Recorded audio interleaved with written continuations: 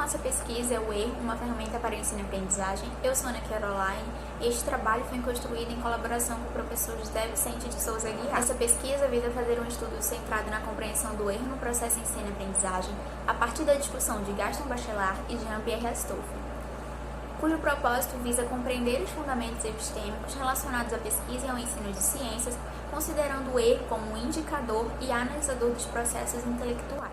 O estudo é um recorte de uma investigação mais abrangente, cujo foco encontra-se na aplicação de uma oficina e na interpretação dos dados coletados, de modo a destacar as falas dos sujeitos, suas compreensões acerca da temática, por meio da roda de conversa, da produção de desenhos e dos momentos de interação e trocas propostos.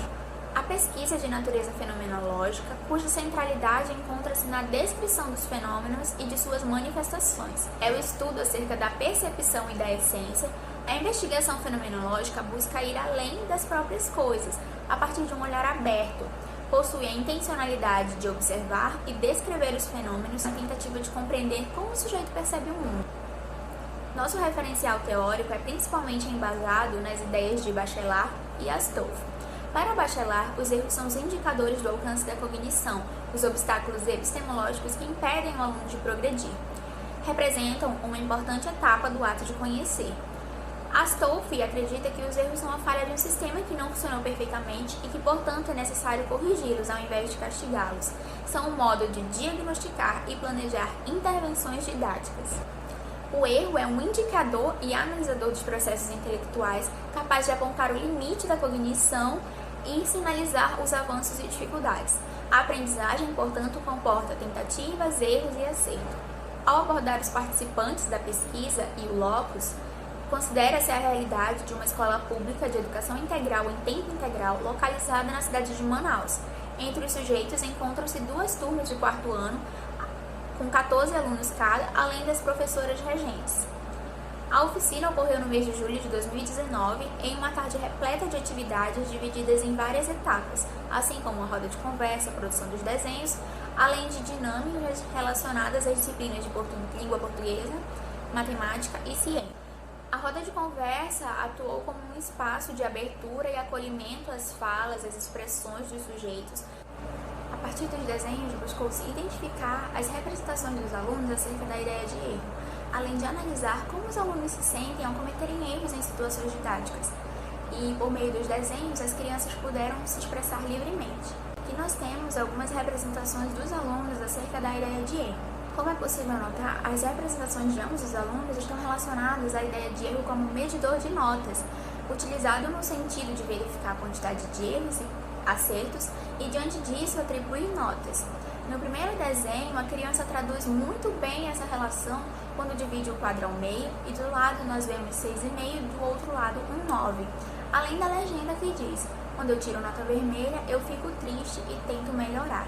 No desenho seguinte, a criança encontra-se triste, cabisbaixa, aparentemente chorando, contendo em suas mãos uma prova ou exercício com a nota 7. E ao apresentá-la, a pessoa que está à sua frente reage, de forma surpresa. E a seguinte legenda é que às vezes eu fico mal. De acordo com Astolfi, na escola o erro é fonte de angústia e de estresse, e até mesmo os alunos que se consideram bons possuem medo de errar. Neste sentido, busca-se refletir até que ponto os erros e as notas elas podem contribuir para a formação do aluno, já que elas também geram um tipo de afetamento, seja positivo ou negativo. No desenho 3, a criança utilizou um diálogo para se expressar e inicialmente escreveu: eu me sinto triste quando eu erro em alguma coisa, tipo na minha prova eu errei algumas questões. E a seguir, esse aluno relaciona o seu sentimento à nota obtida, um 6,5. Na concepção de Astolfi, aprender é arriscar-se a errar. O erro ele representa um elemento constitutivo do ato de conhecer. Trata-se de aproveitá-lo como uma oportunidade eminente da aprendizagem e como possibilidade no processo didático.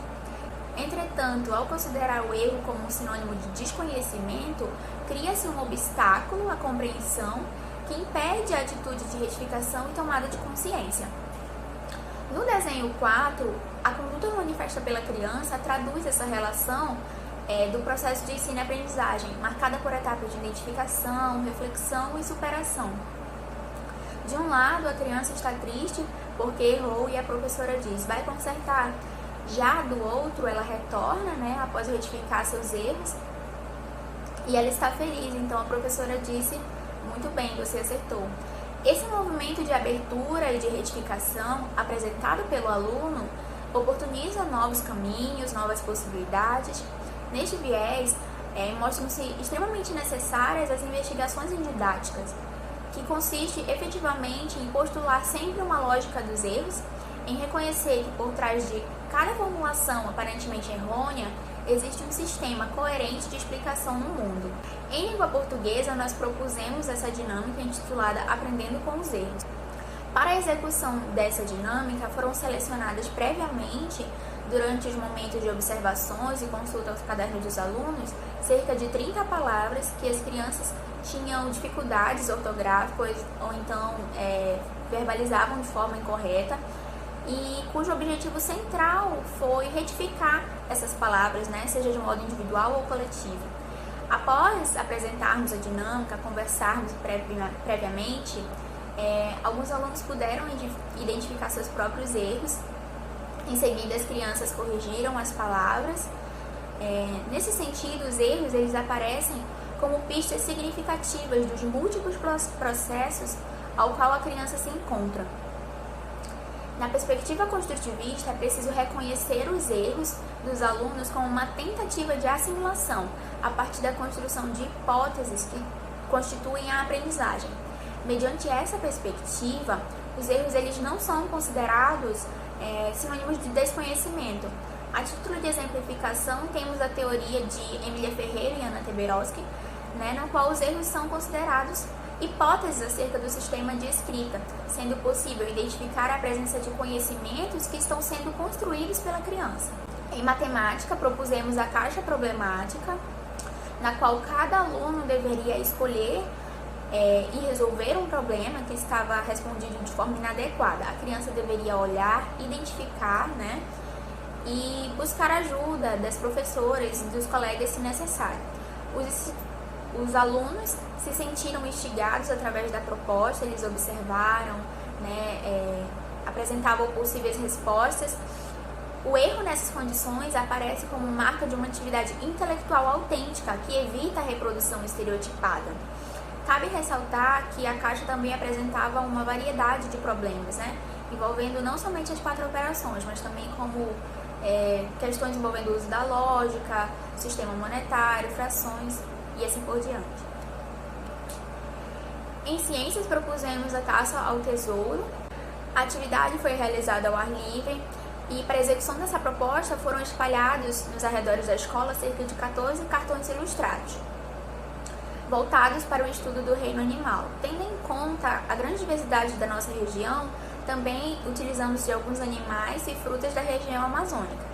Astolfi destaca que uma das vantagens do ensino de ciências é o fato de permitir uma relação diferente com o erro, pois o conhecimento dos processos ele permite que uma noção não fique pronta e adquirida de uma única forma, mas através de uma construção progressiva.